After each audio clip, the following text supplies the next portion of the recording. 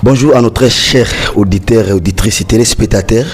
de Radio Mukanda Eka, Radio Sarah. Binga Direct iba avec 4 Mongala Direct. Nous sommes en direct de Binga, province de la Mongala, territoire de l'Isala, certains Mombangi. Batata ba mama, tozana bandeko baiki, tozana bango awa, toyambi kumu ya Grand Équateur, José Ngbanda Mananga Mokoto oapi akomela kibiso na kati ya mboka awa Binga pona makambo itali vacances parlementaires na yango akutani na bayi pandisango ya mboka ndi bakomeka kosona moke awa liboso na ngai nazana Olivier Mangboka oazali journaliste ya radio Sarah à gauche tozana Michel Ndobali renommé planétaire azali journaliste na radio Mukanda Eka nous c'est Serge Ndokuma. Monsieur honorable José Ngbanda Mananga,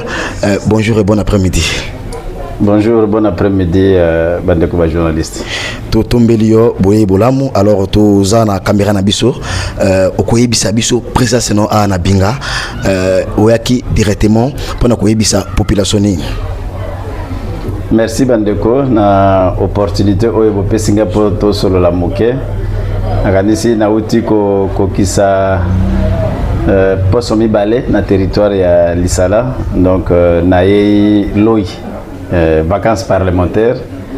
de Natamboli pratiquement 3/4 ya territoire ya Lisala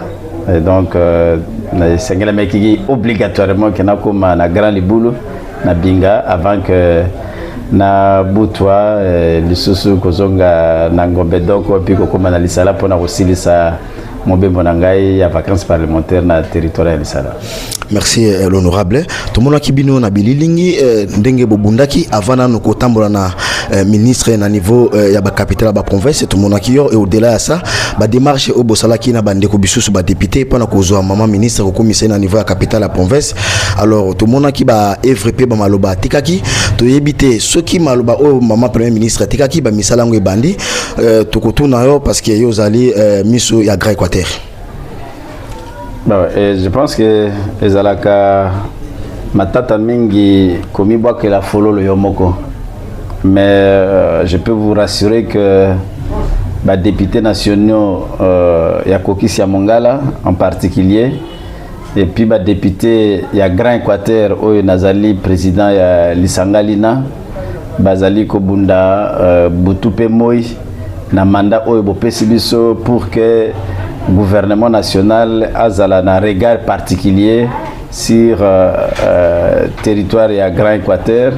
azala na regard particulier sur la population ya Grand Équateur pour na botala na oyo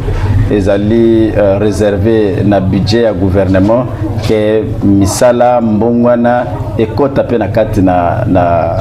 province na biso ya Mongala en particulier puis na Grand Équateur en général. Et tozali ko bunda yango ba retomber na yango sale gete entre autres to me ma maman premier ministre Judith Suminwa oyo akomelaki biso na mabele ya Mongala et bandeko mosusu na kanisa ezalaki ngai te balobaki ete uta ce qui 1962 ce qui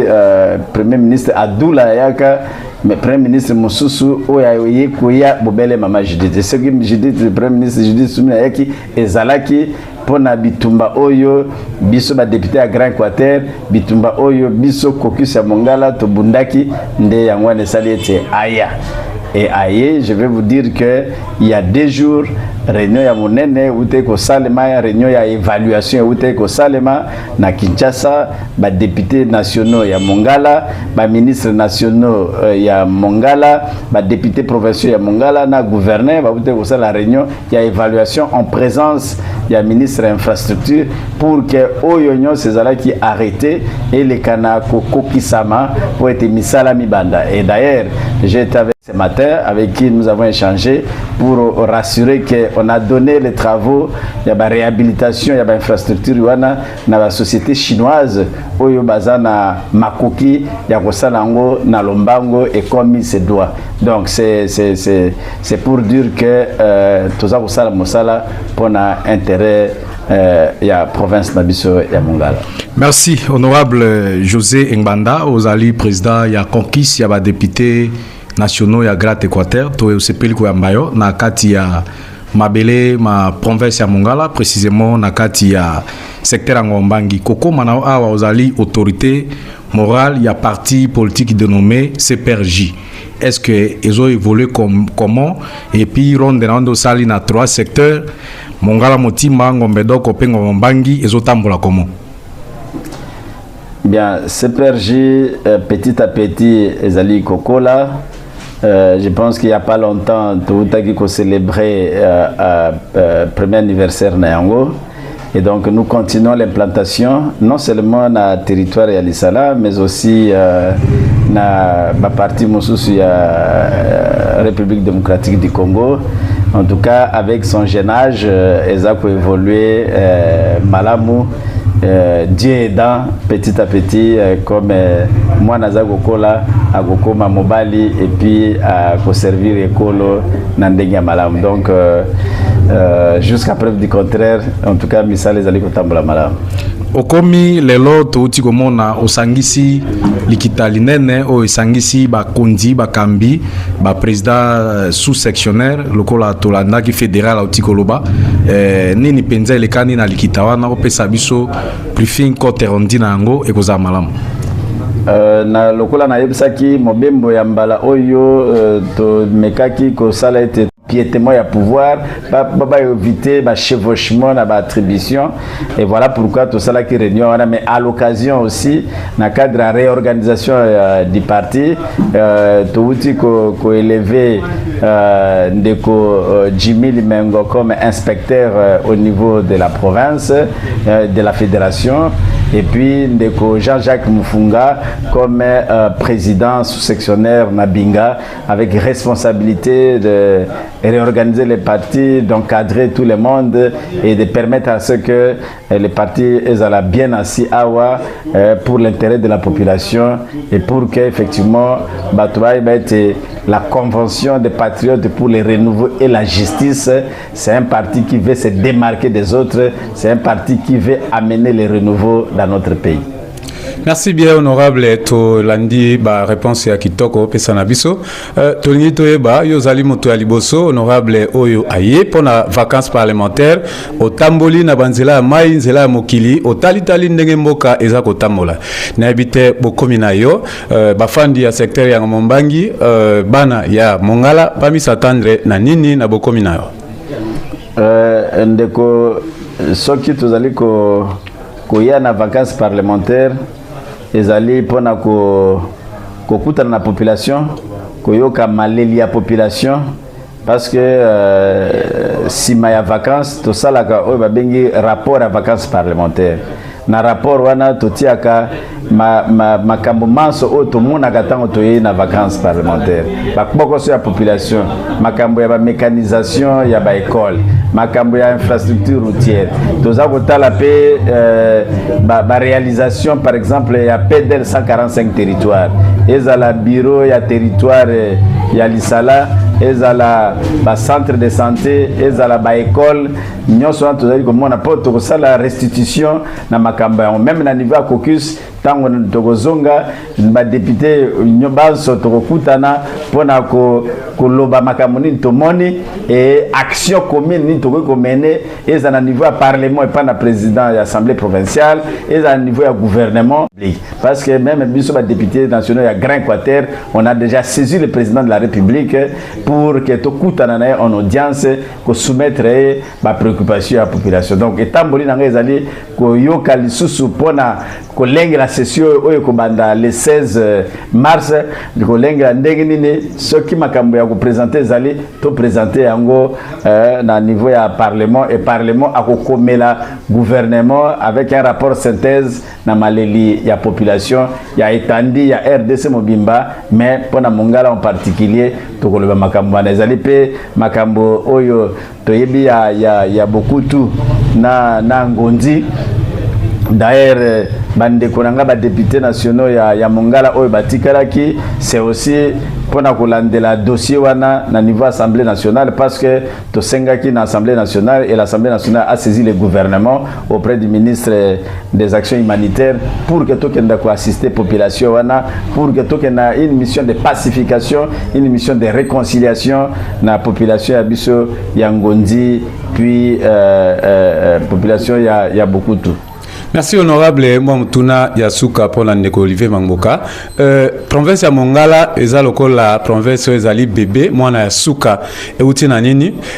na ngambo susu so totali tozali na bandeko ebele na ngambo ya ministère ezali ebele mais province na biso ezala lokola province ezali bébé ezali moto Yasuka. Est-ce que utaka na nini na bino balobeli yo lokola mokambi ya ba députés nationaux ya Grand Équateur olobi nini et surtout pour la province ya Mongala? Ndeko journaliste omoni mingi soki ndenge totambolaka tomonaka bete mwasi ya moninga nde aza mwasi kitoko, mobali ya moninga nde azali mobali ya kitoko. Ba mosusu pe soki baza kokalinga biloko epa na voisin okanisa bete bazokalinga mosuni, memba mosusu kota na kati na lopango na ndako koyeba ndenge nini likambo ezali. Je peux vous rassurer que province ya Mongala ezali ya sukate na territoire ya RDC Mobimba. Ba mususu avion même oyo yake pa na biso ata mbala moko par semaine ekomaka te. Moi nzela peut-être olongwa ya 120 km otamboli pe malamu ezali te. Ngai na longoi Lisala ti Botulu, c'est plus ou moins 80-90 km nzela ya kitoko. Et tout cela c'est parce que Office de route a joué 30% d'un financement où il permettre de ceux qui a joué sous 60%, 90% bakoko mati koleka busumandi koken. Tout ça c'est l'effort il y a des députés nationaux que nous sommes du caucus de la Mongala et du Grand Équateur en général. Donc nous travaillons, nous battons même avec nos ministres. Je vous dis que ce qui misala ya PDL, c'est un de nous, le vice-ministre, il y a budget, Élisée Bokoumwana, qui a gagné marché au travers, il y a structure na Soko, Tokendaki na ministre à plan, qui a apprécié en disant que par exemple, ma porte yandako o esalemi na bicole, na ba centre de santé, tu ne trouveras pas ça ailleurs. Biloko ya kitoko o esalemi na bisika wana. Mais lokola ba prophète bandimaka bango epai na bango te oyoka bele oya lobi et donc tout ça la boni. Nous allons continuer à travailler parce que c'est notre devoir de travailler pour la population. Il est vrai que kaka ezali makasi et kaka ezali makasi ezali bipai biso ezali bele na lisalate. Même dans des provinces oyo okoki kanisa kete ça bien nati parce que il y a tel, mais je dis que même là-bas aussi bato bazali na ba difficulté. C'est l'effort du gouvernement, c'est notre effort pour que conditions sociales ya bato banso est mis à améliorer et je pense que c'est un processus inchallah et si Dieu nous prête vie. Merci beaucoup honorable José Ngbanda Mananga Mokoto. Autorité morale de la partie politique, convention des partis pour les renouveaux et la justice tozane awa. Honorable José, comment on a binga eza comme boussole parce que on pesa biso indicateur topérati zo matanamboka ngonga mosusu na bilili tozotala pe na ngamba ba radio tozoka mwana mboka lingepo sénateur ye to monoki batina noé 21 mètres alors kotia na ende batie 21 mètres yo lokola kumu ya Grand Équateur les tirs nini bana mboka bako retenir par rapport à 21 mètres batie lingepo. Bon, au Golim, ça n'a pas cette expression 21 mètres na yebi yango malamu te mais caucus ya ba député ya Mongala eza na organisation na yango ngaza président ya caucus ya Grand Équateur na kokisi ya Mongala naza na fonction te. Peut-être ngai na honorable Lembi toza lokola ba mikolo ko pesa conseil. Mais le président c'est l'honorable Matili, le vice-président c'est l'honorable Mangonza et puis les rapporteurs l'honorable Mbundu. Vous savez, quand vous êtes dans une organisation Oyo Zana Milongote ne peut pas résister pendant longtemps. Et donc, ce qui à ce niveau-là, Bandeko Bavandi, Magnoli, Moni Tete et Sengelemi na Mekoboye, je pense que sentiment Ezali Nakatite, ce n'est pas que Baza contre telle ou telle autre personne, mais je pense que les caucus a décidé, on a mes conscience, vu Makamonenge Zavotambola. Namokili, Lembi, expérience tozali nango na parlement et pas na biso pe na boko na biso ba gete soki mbinzo akbei pe makanano avant abana kotambola na sukiwana. Merci beaucoup honorable José Ngmana Mananga toka bona bongote lobby le 8 mars président Senose ana binga lilubani no koyebisa ba mama. Disons, ce qui peut nakomaki, c'est entre autres pour ça aussi, qui était célébré na ba maman le 8 mars, ma maman a CPRJ particulièrement, et donc na tombé d'abord ba maman Banso ya commune rurale ya Binga, journée Malamu ya le 8 mars na ba maman ya secteur ya Ngome Mumbangi, et il est un fait que le vœu, le souhait le plus ardent, quoi que vous allez être nasepelisa bango baso, mais nazali na makoki ya mutindo wana te ubele elembo na mwanda ba mama na kozala na bango ezali na honneur ya toutes les mamans et j'exhorte nazako exhorter ba mama baso de considérer que elles sont une puissance pour la RDC. Quand la maman s'élève, c'est le développement qui s'ensuit. Et donc, va prendre conscience de ma responsabilité. Les jeunes femmes, tanga classe, va avancer parce que nous avons besoin de souminois aussi et pas nabiso. Nous avons besoin des grandes dames et pas nabiso pour la contribution au développement de la province nabiso à Mongala. Merci beaucoup l'honorable biso tozo kabano awa to éviter ce qui mo loko ya suka ya kobaki se koikozala. J'ai toujours dit, moi je suis vice-ministre de la presse et information avant d'être comme ministre de la tourisme, et le principe que nous avions c'est que la presse est le quatrième pouvoir. Il est un fait que les lois avec les réseaux sociaux on n'arrive pas comme il se doit à encadrer toutes choses, mais bino bozaliwana il faut bosunga mboka po ekenda liboso avec des analyses, avec des critiques où esengelemi pour na kopesa information où eza limpide, information où ekosungete bomoko boyokani ezala na kati na province na biso pour koloba makambo ya lokuta, koloba makambo pona plaisir à kosalir bandeko, ça ne nous honore pas. Et donc merci d'abord à Moussala Ndenge Bozali Kosala Yango Awana Binga. Vous faites du travail de qualité et j'ai foi en l'avenir de la presse, non seulement dans la commune rurale à Binga, mais dans le territoire à Lissala et dans la province à Mongala. Et donc, je souhaiterais, je ne sais pas avec le gouvernement provincial, si le ministre qui a la charge de l'information, connaissant les qualités de tout un chacun, d'organiser régulièrement des séminaires pour permettre la mise à niveau et à journalistes Banson, poètes et Esunga Mongala, même dans ce secteur-là, que les gens, on appelle les top des tops par rapport à la province Moussous. Merci beaucoup, honorable. Tout Ebisa Kibino, Biso Média, Binga Direct avec 4 Mongala Direct, Radio Mokanda et Eloko, Radio Télé Sarah Binga, tout yaki kokutana na molobeli ya bana mboka ya Biso ya Mongala, honorable José Ngbanda Mananga Mokoto, ou azoma ki na Biso na niveau ya Binga na cadre ya vacances parlementaires. Alors Ajija ki peke a partager na ba mama et longo na mokolongo ya lobby. Alors au-delà de ça, honorable José Ngbanda Mananga akutana kina parti politique CPRG Linkolo Banini bakambi nango baso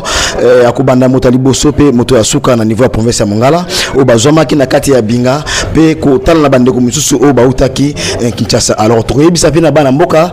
babilo ko misusu to mono ki yango na niveau ya Assemblée nationale saki mosala autre baguette magique ya honorable José Ngbanda Mananga to mono ki yango yango pe o ekomi na Binga to sûr que Ezu ba donner ekenango. Merci Michel Ndoba, merci Olivier Bangboka, merci honorable José Ngbanda Mananga. Merci bande journaliste. Merci.